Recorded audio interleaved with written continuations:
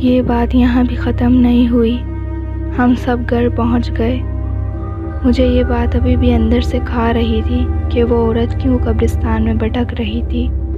میں نے سوچا اس بات کا پتہ لگاؤں گا کہ ایسا کیوں ہے۔ میں نے سوچ لیا تھا کہ صبح ہوتے ہی میں عامل کے پاس جاؤں گا۔ پوری رات اس بات کی بے چینی کی وجہ سے مجھے نیند نہیں آئی۔ دیکھتے ہی دیکھتے صبح ہو گئی۔ میں عامل صاحب کے پاس گیا۔ عامل صاحب نے مجھ سے سارا ماجرا پوچھا۔ میں نے سب بتایا۔ عامل صاحب نے کہا میں آپ کو بتا دوں لیکن پھر آپ کبھی قبرستان نہیں جا پاؤ گے۔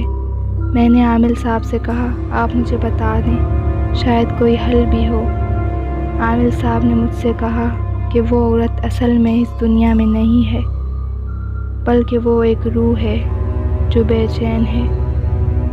اور ایک اور بات، وہ روح آپ لوگوں کے اپنے خاندان سے ہے۔ میں نے پیر صاحب سے کہا ایسا کیوں؟ وہ تو مر چکی ہے، پھر کیوں بھٹک رہی ہے؟ عامل صاحب نے کہا کیونکہ وہ اب آپ کو مارنا چاہتی ہے۔ یہ بات سنتے ہی مجھے بہت حیرت ہوئی۔ میں نے پوچھا ایسا کیوں؟ عامل صاحب نے کہا آپ لوگوں پر کالا جادو ہوا ہے جو بہت خطرناک ہے، اس کا کوئی حل نہیں ہے، اور اسی کالے جادو کی وجہ سے آپ کی امی کی موت ہوئی ہے جو آپ نہیں جانتے کیونکہ آپ بہت چھوٹے تھے۔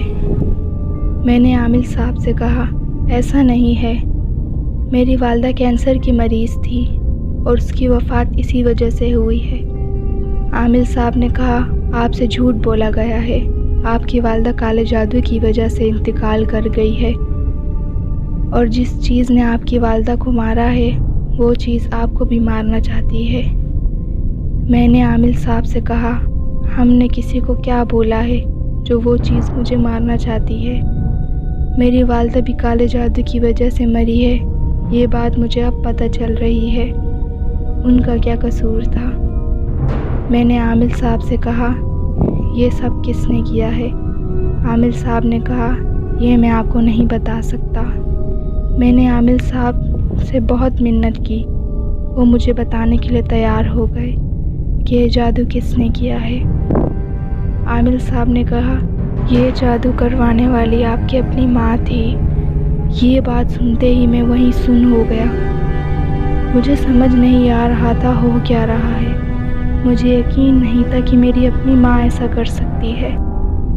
عامل صاحب نے کہا آپ کی امی کالا جادو کرتی تھی، اس نے یہ جادو کسی اور کا گھر برباد کرنے کے لیے کیا تھا، لیکن جادو آپ لوگوں پر ہی الٹا ہو گیا۔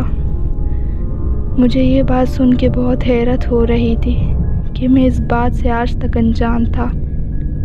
کبھی کبھی آپ کی بڑوں کی غلطیوں کا ہرجانہ آپ کو بھرنا پڑتا ہے۔ ہم حسد اور جلن میں اتنے آگے بڑھ جاتے ہیں کہ غلط قدم اٹھاتے ہیں جو اکثر ہمارے لیے ہی نقصان دہ ہوتا ہے۔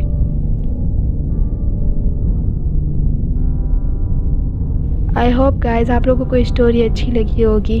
ایسی اور اسٹوریز کے لیے میرے چینل کو سبسکرائب کیجیے، لائک کیجیے اور کمنٹ کیجیے۔